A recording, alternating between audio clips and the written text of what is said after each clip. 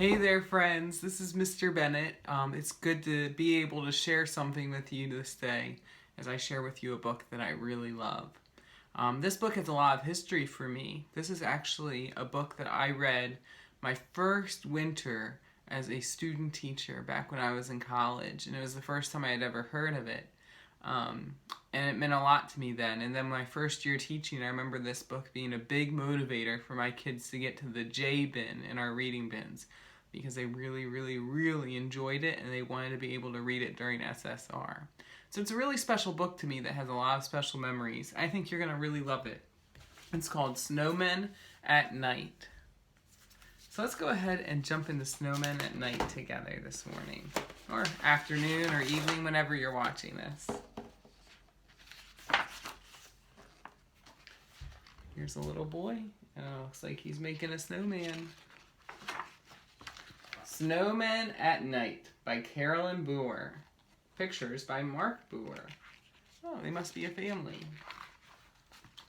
One wintry day I made a snowman very round and tall. The next day when I saw him, he was not the same at all.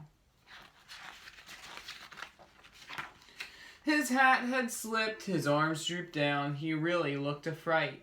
It made me start to wonder, what do snowmen do at night?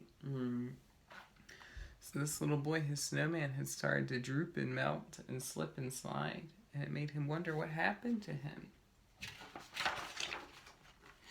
I think that snowmen start to slide when it gets really dark, off the lawns and down the street, right into the park. They gather in a circle while they wait for all the others, sipping cups of ice-cold cocoa made by snowman mothers. All the snowmen gathering together.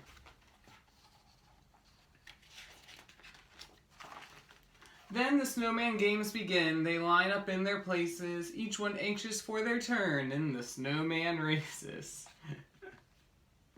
Look, that one fell right over.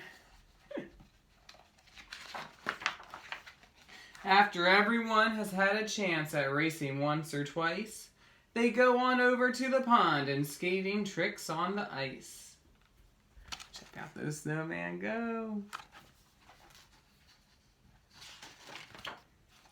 Sometimes they start giggling and then they act like clowns. They bump into each other and they all start falling down. Oh, I think they're making snow angels, some of them.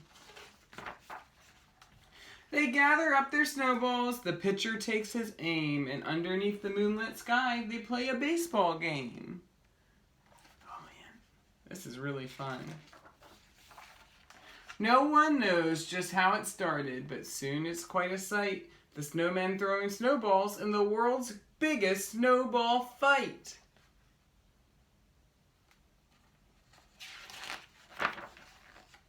Then it's time for sledding, and it's a wild ride down the hill.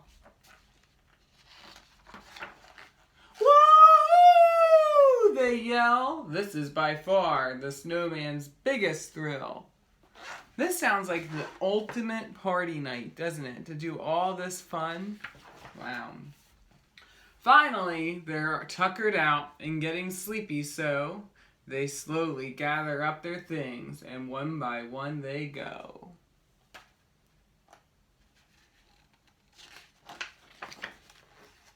So if your snowman's grin is crooked or he's lost a little height, you know he's just been doing what snowmen do at night.